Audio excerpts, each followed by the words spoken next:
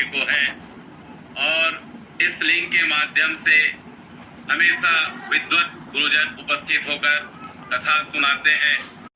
श्रद्धेय बड़े गुरुजी सहित पटल में उपस्थित समस्त विद्वत जनों के पावन चरण कमलों में मैं कोटि कोटि प्रणाम करता हूँ। कृपया मेरा प्रणाम स्वीकार करिएगा। आइए भगवान की असीम कृपा और पूज्य महाराज जी के चरणों में मेरा दंडवत प्रणाम। सर जी मेरा प्रणाम स्वीकार करेंगे। आइए आप सबकी कृपा दृष्टि है सहित मैं निवेदन प्रति समय करता हूँ। प्रयागराज से हमें आशीर्वाद मिलता है। आपको ही प्रणाम पूज्य गुरुदेव जी। आइए लंका कांड जिस पर लगभग अंतिम कड़ी की प्रस्तुति हमारे पूज्य गुरुजन कर रहे हैं और उसी बीच में एक प्रसंग मुझे भी चर्चा करने का अवसर मिला है।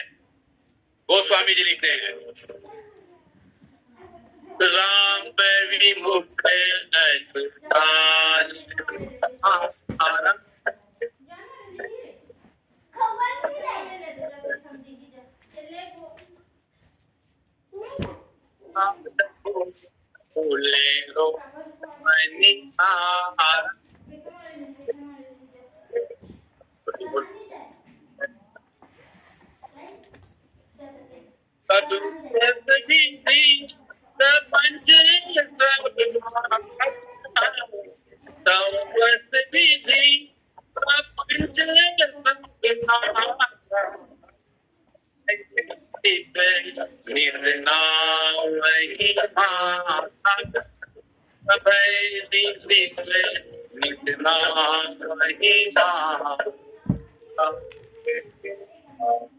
लंका कांड दोहा क्रमांक 103 के चौपाई क्रमांक 6 पर चर्चा करने का सौभाग्य मिला है।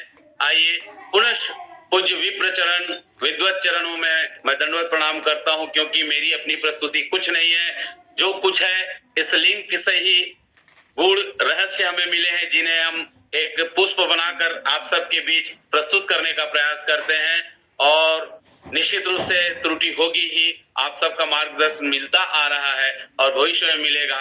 गलतियों के लिए पूर्वक क्षमा प्रार्थी हूं। आइए गोस्वामी जी जो कह रहे हैं, प्रस्तुत प्रसंग में दशानन रावण मृत्यु को प्राप्त हो चुके हैं और प्राप्त होकर के रणभूमि में उनका पार्थिव शरीर पड़ा हुआ है और यह समाचार मिलने के पश्चात समस्त रानियां और बचे हुए नारीगण दौड़ते दौड़ते आते हैं और वहीं पर देख करके इनकी स्थिति को देख करके मां मंदोदरी विलाप करती है और कहती है कि आपने जो भगवान श्री राम का विरोध किया और उसी विरोध का परिणाम ऐसा रहा कि आज हमारे कुल में कोई रोने वाला और दीप जलाने वाला नहीं है और जिनकी भुजाओं को देख करके देवता सब घबराते थे, जिनकी बल प्रताप को सुन करके इंद्रादि समस्त देव दसों दिक्पाल कांपते थे, आज वो रणभूमि में ऐसे पड़े हुए हैं। ऐसा करके दहाड़ मार करके रानी मंदोदरी जो है वो विलाप कर रही है। आइए इन पर छुपे हुए कुछ चीजों को मंथन करने का प्रयास करें। यद्यपि चौपाई के माध्यम से स्पष्ट है कि क्यों ऐसी स्थिति आई, तो राम विरोध अस हाल तुम्हारा। ये राम का विरोध क्या है? राम कौन है? तो हमारे आचार्यगण विद्वत भगवताचार्य महाराज जी सब बताते हैं कि रामो विग्रहवान धर्म। भगवान श्री राम धर्म के स्वरूप है और जिन्होंने धर्म का विरोध किया वो कौन है? रावण। और रावण कौन? जिसके लिए गोस्वामी जी जी महाराज लिखते हैं 10 शीश ताहि 20 भुज दंडा, जिनके 10 सिर है और 20 जो है भुजाएं हैं। और गोस्वामी जी लिखते हैं कि चलत दसानन डोलत अवनी, जिनके चलने से ये धरती कांप जाती है और यहां तक कि गर्भवती स्त्रियों का गर्भपात भी हो जाता है इनके दहाड़ने से, ऐसा मानस प्रसंगों में हमें सुनने को मिलता है। तो आइए, इस बात को कहने वाली जो है वो मंदोदरी है। और मंदोदरी कौन? जो कि पंचकन्या में सुशोभित है। और पंचकन्या के साथ साथ मंदोदरी जी जो है, गोस्वामी जी लिखते हैं मैं तनिया मंदोदरी नामा, परम सुंदरी नारी ललामा। मंदोदरी केवल राजा रावण की धर्मपत्नी पटरानी नहीं, बल्कि परम सुंदरी है। इस बात का जिक्र जो है वाल्मीकि रामायण में आता है, सर्ग 111 में, जहां की मंदोदरी माता जो है विलाप करते हुए कहती है कि आप जिस सीते को हरण करके लाए, उन सीते की सुंदरता जो है मेरी सुंदरता से अधिक नहीं है। वो कहती है कि मैं उनसे कुल में, पद में और अनेक चीजों में, बल्कि सुंदरता में भी मैं उनसे श्रेष्ठ हूं। वाल्मीकि रामायण के अनुसार, यद्यपि अध्यात्म रामायण में मंदोदरी विलाप की कथा जो है अत्यधिक वर्णित नहीं की गई है, लेकिन वाल्मीकि रामायण में बहुत सारे भावों को वाल्मीकि जी प्रस्तुत करते हैं। रूप, सौंदर्य, धन, बल इत्यादि सबको प्रस्तुत करते हैं। और मंदोदरी कहती है कि अगर आप मेरी सुंदरता को तुलना करते उनके साथ, तो मां सीते की जो सुंदरता है वो फीकी रह जाती है। यद्यपि ये सत्य नहीं है ना। मां सीता की सुंदरता का बखान तो विभिन्न जगह पर गोस्वामी जी महाराज अंकित किए हैं। चाहे जो आचार्य जी अभी विवाह का प्रसंग हमको अनवरत सुना रहे हैं, उनमें उनकी सुंदरता का बखान कितने ढंग से किए जा रहे हैं। और जब भगवान राम उन्हें मिलते हैं तब उनकी सुंदरता को गोस्वामी जी प्रस्तुत करते हैं कि उनकी सुंदरता अद्वितीय है, अकल्पनीय है, जिसकी कोई उपमा दी ही नहीं जा सकती। लेकिन वाल्मीकि रामायण में ऐसा मंदोदरी जी कह रही हैं कि मेरी सुंदरता में ही अगर आप रम जाते, उनकी ओर अगर नहीं देखते, तो आपका प्राण नहीं जाता। और देखिए, इस प्रसंग को गौर करने का प्रयास करें तो राम का विरोध करने वाला है रावण। रावण अर्थात 10 शीश, दसानन, 10 मुख। इसमें गौर करें तो हमें एक संदेश मिलता है कि मां मंदोदरी उन्हें किस प्रकार कह रही, किस भाव से कह रही है। अगर देखा जाए तो एक प्रकार से उलाहना दिखता है इसमें कि राम विरोध असहाल तुम्हारा, यानी रावण को उलाहना दिया जा रहा है कि तुमने जो कृत किया उसके कारण ये गति हुई। दूसरा, हम सब के लिए एक शिक्षा भी मिल रही है कि इस संसार में जो भी व्यक्ति राम अर्थात धर्म, धर्म अर्थात सत्य, धर्म न दूसर सत्य समाना, पर हित लोक कल्याण, पर हित सरसी धर्म नहीं भाई। और परम धर्म कहे अहिंसा को, अहिंसा परमो धर्म, जिस पर अभी कुछ समय पहले आदरणीय बड़े गुरुजी बहुत सुंदर आज के परिवेश में जो हिंसा की बात आई, जो पहलगाम में जो घटना घटी और उसका प्रतिशोध के रूप में हमारे जवानों ने जो आज पाकिस्तान के 9 ठिकानों पर किए हैं, ये क्या है? हिंसा अगर इसे कहा जाए तो वो क्या था जो पहले किया गया 22 तारीख को? तो देश और धर्म की रक्षा के लिए हमारे जवान जो करते हैं वो हिंसा नहीं, बल्कि यही बात है कि राम विरोध अर्थात हमारे दुश्मनों के द्वारा, पाकिस्तानियों के द्वारा, आतंकवादियों के द्वारा भी जो किया जा रहा है यही है राम विरोध। उन्होंने धर्म का विरोध चालू किए हैं और निरीह कहना चाहिए अर्थात जिनकी कोई दोष नहीं है उनको धर्म पूछ करके जो कृत्य किया गया है, मैं इस लिंक के माध्यम से अपनी ओर से कड़ा विरोध दर्ज करता हूं कि ये किसी भी क्षेत्र में हमें मान्य नहीं है, क्योंकि हम सनातनी लोग जिनके रग रग में सहिष्णुता का भाव है, दया और करुणा का भाव है, प्रेम का सागर है, हर एक जगह पर हम देखते हैं हमारे मन में कदापि कोई हिंसा नहीं आती। आइए, ये भाव था कि आज जो हमारे देश में जो हो रहा है, हम कभी किसी धर्म का अपमान नहीं करते। हालांकि हमारे राम के ऊपर प्रश्न लगाया गया, हालांकि हमारे कृष्ण के ऊपर या जहां मंदिर थे उन्हें तोड़ करके क्या क्या नहीं बना दिया गया, उसके बावजूद आज इतने करोड़ों की संख्या में जनसंख्या होने के बाद हम अपने आराध्य देव को किस तरह से देखे हैं। ये तो 2 वर्ष हुआ है कि हमारे आराध्य इष्ट देव उनका मंदिर बन पाया है। तो आइए, मैं कह रहा था कि जिन्होंने सत्य, धर्म और पाप कर्मों में जिन्होंने ये योगदान दिए रावण, उनको दिया जा रहा है एक प्रकार से मंदोदरी के द्वारा उलाहना। अगर देखें 10 मुख और एक नाम रामचरितमानस में आता है महाराज दशरथ, दोनों में 10 है, लेकिन अंतर क्या है? तो महाराज दशरथ ने अपने 10 इंद्रियों को साध करके उन पर नियंत्रण करके ऐसे कार्य किए कि भगवान राम को लाल के रूप में प्राप्त किए।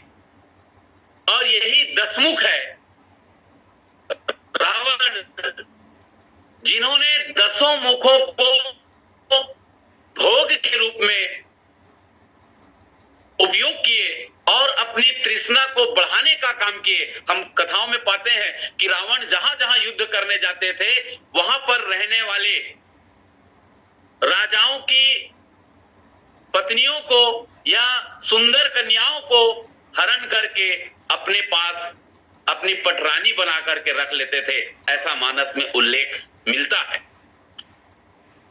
तो रावण जो है क्या कार्य किए?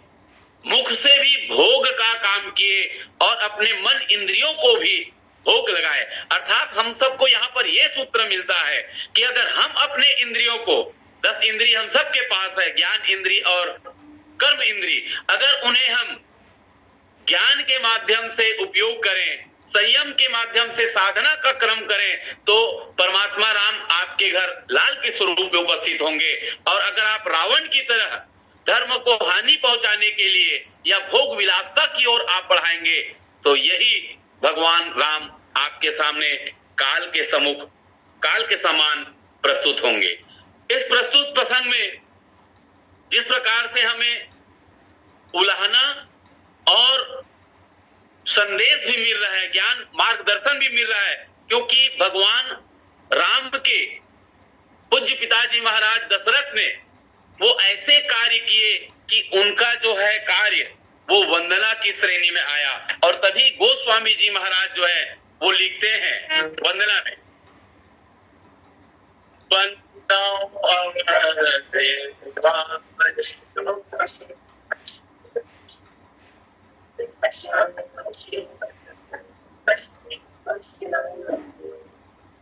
सत्य प्रेम में देहि राम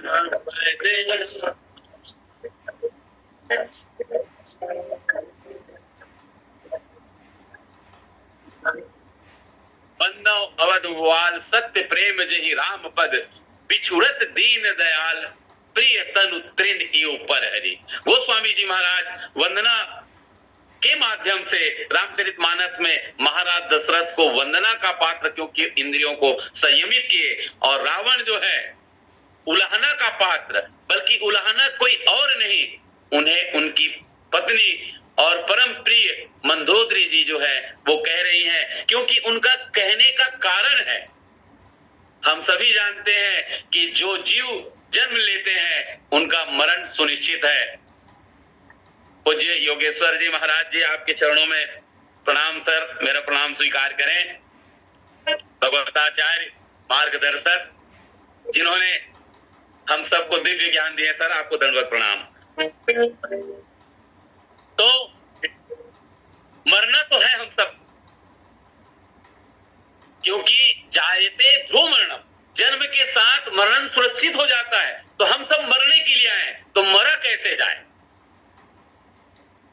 मरने की विधि कैसे होनी चाहिए, या हमारा सोच कैसा होना चाहिए, हमारा कर्म कैसा होना चाहिए, क्योंकि हम जैसा कर्म करेंगे उसी के अनुसार तो हमें फल मिलना है ना। तो हम सबको यह सोचने की आवश्यकता है कि हमारा आपका कर्म ऐसा हो कि हम वंदना के लायक ना हो सके तो कम से कम उलाहना के लायक ना हो। आइए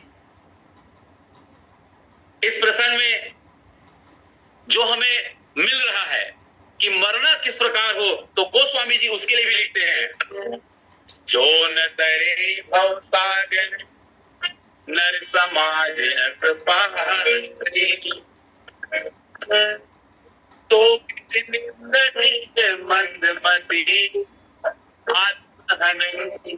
गति जाए।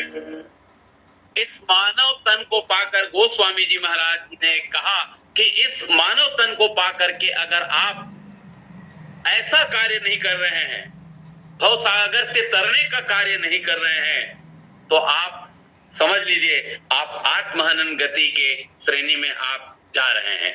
आइए हम और आप इस संसार में एक अभिनय करने के लिए आए हुए हैं।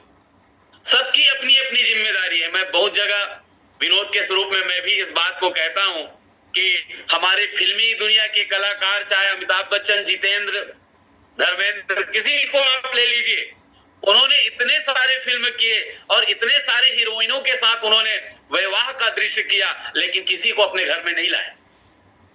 भाई फिल्मों में सीन हुआ, मार काट किए या विवाह किए या जो भी किए, उसे फिल्म तक रख दिया गया। लेकिन हम क्या करते हैं, हम अपने परिवार को ही अपना सर्वस्व मान बैठते हैं, जिसके कारण हमारा मन और मति सही दृष्टि में या सही दिशा में नहीं जा पाता, जिनके कारण हमें भटकना पड़ता है। हम माया को ही अपना मान लेते हैं और माया के कारण हमें दुनिया भर में विभिन्न प्रकार के नाच नचाने पड़ते हैं। आइए हम और आप ऐसा एक्टिंग करें कि समाज में आप एक अच्छे समाज के व्यक्ति, परिवार में एक अच्छा पिता या एक अच्छा पुत्र, या जो भी जिम्मेदारी आपको मिल रही है उसे हम सकारात्मक ढंग से निभाएं, ताकि हमारा और आपका ये मानव जीवन धन्य हो जाए। तभी तो गोस्वामी जी ने कहे, बड़े भाग्य मनुष्य तन सुर दुर्लभ सदग्रंथ। तो आइए अब अगर हम इसे अभिनय की दृष्टिकोण में लें, तो अभिनय की दृष्टिकोण में हम देखते हैं तो अपने आप को 3 प्रकार के विभागों में पाते हैं। जैसे कि मान लो कि मैं फिल्मी की ही बात कर रहा था कि एक डायरेक्टर जो रहता है उनकी सोच क्या रहेगी, और अभिनय करने वाले कलाकार एक्टर की सोच क्या रहेगी, और जो उसे देखने वाले दर्शक है उनकी भूमिका क्या रहेगी। अगर मान लो आप कोई सीन को क्रिएट कर रहे हैं, उसके आप डायरेक्टर हैं, तो आप जिससे जो रोल लेंगे, आप चाहेंगे कि ये रोल करने वाला फलाना राम ढिकाना राम, चाहे जो भी हो, उस रोल को बहुत बेहतर ढंग से करे। वो क्या कहाँ है, कितना देना लेना अलग विषय हो गया, लेकिन डायरेक्टर की दृष्टिकोण ये होगी कि एक्टिंग करने वाला जो एक्टर है वो बेस्ट हो। अब आइए दूसरा जो है एक्टर जो एक्टिंग कर रहा है, जो एक्टिंग करने वाला मंगलू राम, समारू राम जो भी हो, वो एक्टिंग तो रावण का कर रहा है, लेकिन वो ये भी जानता है कि मैं वास्तविक में रावण नहीं बल्कि मेरा नाम मंगलू राम है। तो उनकी दृष्टिकोण अच्छा अभिनय के साथ साथ अपने आप को जानना भी रहेगा। लेकिन तीसरा जो भाग आता है वो है दर्शक का। दर्शक की विश्लेषण ऐसी रहती है, दर्शक ये चाहते हैं कि मुझे बहुत सुंदर दृश्य देखने को मिले, बहुत सुंदर अभिनय मुझे देखने को मिले, जिससे मेरा जो उद्देश्य है वो परिपूर्ण हो। तो इन परिस्थितियों के अनुसार हमें और आपको ऐसा जीवन जीना होगा, ऐसा कार्य करने होंगे कि जो आज मंदोदरी कह रही हैं, राम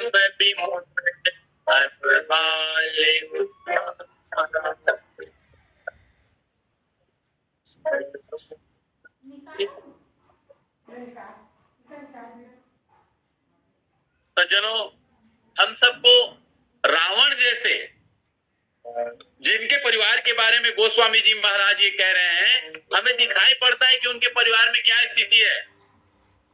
उनके परिवार के बारे में हमारे गुरुजन बताते हैं कि जिनके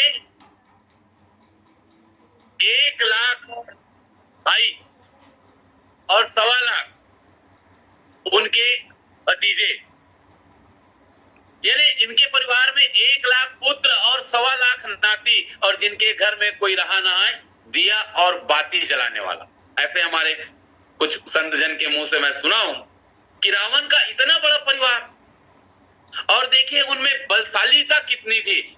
उनके पुत्र को इंद्रजीत कहा जाता था, जिन्होंने इंद्रदेव को विजय पा लिए थे। और कुंभकर्ण जिन्होंने हम अभी युद्ध के दौरान कथाओं में पाए कि जब वो युद्ध करने कुंभकर्ण गया तो केवल अकेले गया, अपने साथ किसी को लेके नहीं गया। यानी इतना बलशाली था कि उसे तजा सेन न उनके साथ में सेना भी नहीं गई, अकेले युद्ध में गए।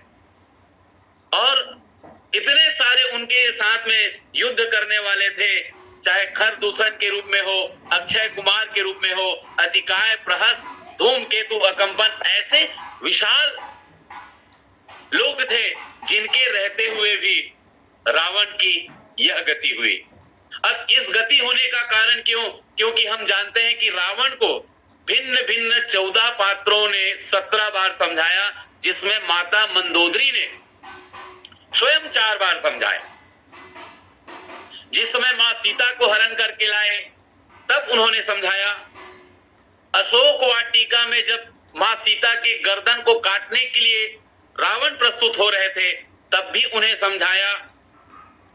और जब शैल सुबेल के जो एक लंका में जो त्रिकुट पर्वत है, जहां पर ऊपर में रावण नृत्य नाच गम्मत देख रहे थे भगवान राम के आने के बाद भी, तो वहां पर भगवान राम ने उन्हें सूचना के रूप में 2 बाण चलाए जो उनके कानों के कुंडल को गिरा दिए थे, तब भी उन्होंने समझाया था। और मेघनाथ या बड़े बड़े योद्धाओं के मारे जाने के बाद भी मां मंदोदरी समझाती है। और गोस्वामी जी उनके लिए लिखते हैं कि आप क्या समझ रहे हो। गोस्वामी जी कहते हैं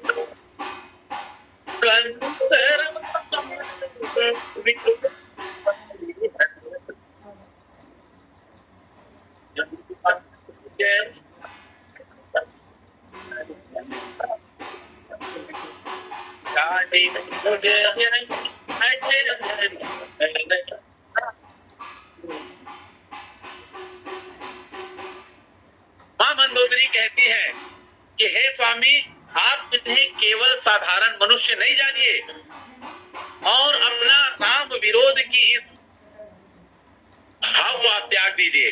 क्योंकि कौन है वो? विश्वरूप रघुवंश मणि करहु बचन विश्वास, लोक कल्पना विद करे अंग अंग प्रतिजान। आप जिन्हें साधारण समझ रहे हैं वो साधारण नहीं है, बल्कि विश्व रूप रघुवंश मणि है, जिनके रोम रोम में भगवान का वास है। और आप जिन्हें बैर कर रहे हैं उनसे आपका कल्याण होने वाला नहीं है। देखिए सज्जनों, पति और पत्नी क्या है। जो पति अपने पत्नी के सर्वांग रक्षा की जिम्मेदारी ले, उनके भरण पोषण की जिम्मेदारी ले, वो श्रेष्ठ पति है। और पत्नी वो है जो अपने स्वामी की सेवा करे और उनकी कल्याण की भावना रखे, वो है पत्नी। और मंदोदरी मां तो श्रेष्ठ कन्याओं में से एक, जो कि रावण को समझा रहे हैं। लेकिन इनको समझाने के साथ ही मां समझ जाती है कि रावण जो है वो काल के वशीभूत हो गए हैं। अब इसमें थोड़ा विनोद का भाव आता है। अगर हम देखें तो हमारे कुछ कथावाचक जन कहते हैं छत्तीसगढ़ी में, अरे का कर बेगा, जेन नारी के बात मानिस वहु मर गे, और जेन बात नहीं मानिस दोनों मर गए। भाई जिन्होंने अपनी पत्नी का कहा माना वो भी तो मरे, और जिन्होंने कहा नहीं माना वो भी मरे। तो कहा माना उन्होंने कौन, किनका निधन हुआ? तो महाराज दशरथ की कथा हम सब जानते हैं कि किस प्रकार से कैकेयी अम्बा ने, यद्यपि ये तो विधि का विधान है, ये तो लीला है ईश्वर की, कि उन्होंने किस प्रकार से महाराज दशरथ को विवश कर दिया। और महाराज दशरथ जो है, रघुकुल रीति सदा चली आई, और प्राण जाई पर वचन न जाई। महाराज दशरथ ने प्राण त्यागना सुनिश्चित किया और अपने वचनों को पूरा किया। तो एक हुए जिन्होंने कहा माना। और इसी में भी देखिए ना, भगवान श्री रामचंद्र जी ने मां सीता की हट तो है, नारियों का हट ही तो है, उन्होंने भी कहा कि ये मृग कर अति सुंदर छाला। ये जो स्वर्ण मृग दिख रहे हैं, क्या सीता मैया नहीं जानती कि स्वर्ण मृग है, होते हैं? लेकिन उन्होंने स्वर्ण मृग की ओर, यद्यपि लीला का अंश है, भगवान को उस ओर पठाए। और उनका परिणाम क्या हुआ? मां सीता से विछोह हुआ और परमात्मा को दर बदर विभिन्न प्रकार की लीलाएं करने पड़े। तो ये तो दो हो गए मानने वाले, और जिन्होंने नहीं माना तो उनमें आते हैं बालिका, जिनको देवी तारा ने बार बार समझाने का प्रयास किए, लेकिन उन्होंने भी कहा कि तुम डरपोक हो, है ना?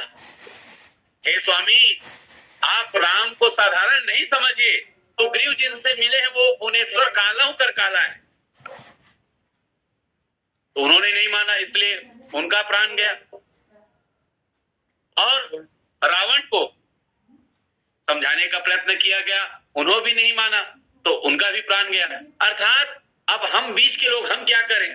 अगर पत्नी आपकी कोई बात कह रही है तो पत्नी की बात माने कि ना माने? क्योंकि जो माने वो भी गए और नहीं माने वो भी गए। तो ये देखिए विनोद का विषय है, परंतु धर्म युक्ति बात अगर किसी को कहा जाए, चाहे पति कहे या पत्नी कहे, उन्हें आचरण में लाने का प्रयास किया जाना चाहिए। और जो तीनों तरह की बात जो आई है उस पर देखा जाए तो कैकेयी अम्बा ने जो किया वो हठ है, और मां सीता ने भगवान श्री रामचंद्र जी से जो मृगशाला, स्वर्ण मृगशाला की बात कही, वो रुचि की बात है। और मां तारा और मंदोदरी, तारा जो बाली को कहे, मां मंदोदरी जो रावण को कहे, ये उपदेश में आते हैं। और जिन्होंने भी अपने जीवन में उपदेश को श्रवण करे तो उनके जीवन में कल्याण होगा, और जो उपदेश को श्रवण करके नहीं मानेंगे तो उनके जीवन में जैसे राम विमुख असहाल तुम्हारा, रहा न को कुल रोवनिहारा, तो इस प्रकार की बात आएगी। आइए, रावण तो मां सीता को किस प्रकार से पाना चाह रहे हैं, यद्यपि वो सफल नहीं हुए, लेकिन एक नारी के सामने, मंदोदरी साथ में है, अशोक पाटी का दृश्य आप देखिए। कह रावण सयानी मंदोदरी आदि सब रानी, तो अनुचरी करई पनोरा, एक बार बिलो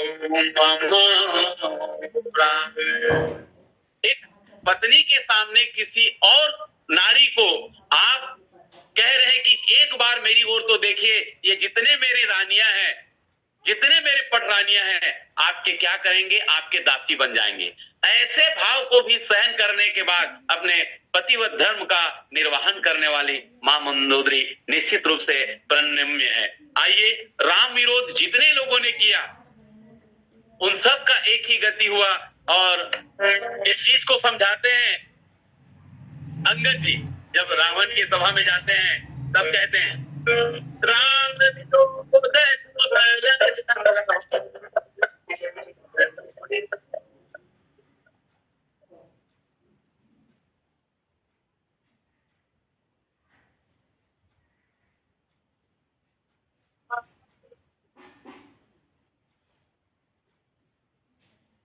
रावण की सभा में जब बाली के बारे में पूछते हैं महाराज रावण, तो कहते हैं कि राम विरोध से तुम्हारी भलाई नहीं है, और तुम बाली को मिलना चाहते हो तो 10 दिन बाद वहीं जाएंगे और आप मिलना, उनसे गले मिलना, आपको जो वो कथा है वो सब सुनाएंगे। और ऐसे ही राम विरोध का बात आता है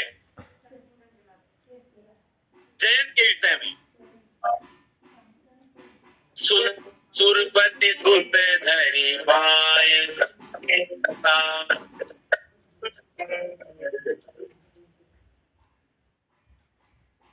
इन्होंने भी ऐसा कार्य किए समय की कमी इसलिए, धरी निज रूप गयो पितु पाही और राम विरोध राम विमुख राखा ते नाही। उन्होंने भी, इंद्र ने देखा कि इन्होंने क्या किया है, को सीता के चरणों में चोट प्रहार किया है, और यह देख करके राम का विरोधी जान करके, राम से विमुख जान करके उन्होंने भी अपने साथ नहीं रखा। तो सज्जनों, जिन्होंने राम के विरोध किए या राम के विमुख हुए, उनके जीवन में चाहे वो कुछ भी कर ले, अधर्म का कार्य होगा, और जब अधर्म का कार्य करेंगे तो हमारे आपके जीवन में किसी प्रकार का कल्याण होने की संभावना नहीं है। आइए, ये प्रसंग हमें बताता है कि हमें कैसे करना चाहिए, जिस प्रकार से जटायु ने किया। रे रे दुष्ट थाल किन होई निर्भय से चले आनी न मोही। रावण को ललकारते हैं जटायु कि अरे दुष्ट रुक जा, यानी हम राम विरोध ना करके राम के साथ होकर के जिस प्रकार के कार्य जटायु ने किए, और अंततः जो जटायु जी की गति हुई, ऐसी गति हम सबको चाहिए। आइए एक छोटा सा भजन, क्योंकि देव त्यागने का भजन है, तो मैं अपनी बिटिया से कहूंगा 2 मिनट आपको एक भजन छोला पार्टी के सुनाने के पश्चात आदरणीय संचालक जी को समर्पित करेंगे। बोलिए सियावर रामचंद्र।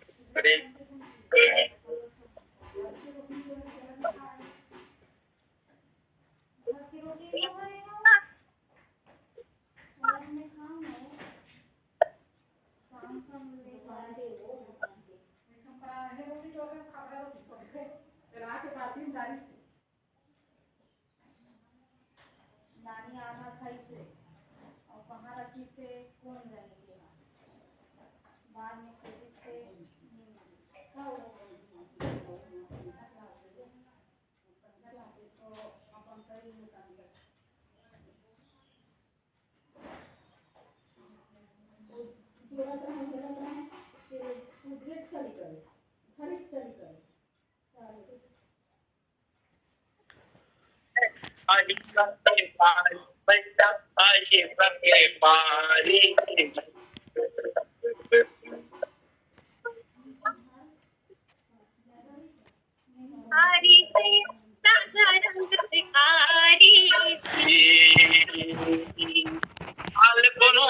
छोड़ राजा भिखारी राजा रंग भिखारी जी चोला माटी की बिना।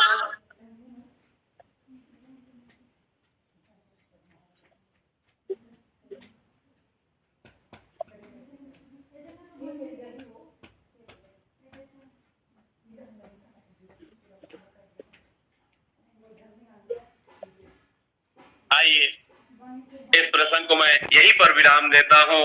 हम अपने जीवन में 36 का आंकड़ा, विरोध का आंकड़ा त्याग करके 63 बने और ईश्वर के चरणों में प्रेम करें। आइए, आप सब गुरुजनों के चरणों में दंडवत प्रणाम करते हुए प्रस्तुति में चूक हुई होगी उसके लिए क्षमा चाहते हुए आदरणीय संचालक जी से मैं निवेदन करता हूं कि वे हमें उनका विश्लेषण बहुत सुंदर रहता है, आशीर्वाद स्वरूप हमें सुनाने की कोशिश करेंगे। आप सभी की चरणों में प्रणाम। बोलिए सियावर रामचंद्र की जय। बोल बम बोल बम बोल बम बोल बम बोल बम बोल बम। अभी पटेल भैया तो नहीं है, पटेल भैया कहीं बाहर गए हैं, मोबाइल संचालन होस्ट बना दे है और अच्छा प्रसंग बोलत रहे, बढ़िया लगत रही से। बीच बीच में आवाज नहीं आत रही से, शायद नेटवर्क के समस्या रही से। राम विमुख बस हाल तुम्हारा, को न रहा न रोवन हारा। दरअसल में रावण जो शब्द बने भैया वो है संस्कृत के रू धातु से रावण बने। तो संस्कृत के रू धातु से रावण बने हैं तो वो रू के तात्पर्य होते हैं रोवाने वाला, दहाड़ने वाला, रुलाने वाला होता। अब जब वो रुलाने वाला है, जैसे हम अपन जीवन में देखते हैं कोई रुलाने वाला है, जीवन भर आदमी मतलब परेशान करी शुरू लईस, देखकर रोने वाला कौन है? कोई तो नहीं रहा है। सब के सब कथे कि अच्छा हो गए, अच्छा हो गए, अच्छा हो गए। एक से कहेगा ऐसा करो ना कोई काम दिन के उजेरे में, ऐसा करो कोई ना काम दिन के उजेरे में, रात में भी नींद न आए, नींद भी न आए रात के अंधेरे में, रात के अंधेरे में। और करो न ऐसा कोई काम रात के अंधेरे में, मुंह दिखाने के लायक भी ना रहो दिन के उजेरे में। रावण ज्ञानी तो था, रावण परम ज्ञानी था, लेकिन आचरण में एक सरसों के दाने के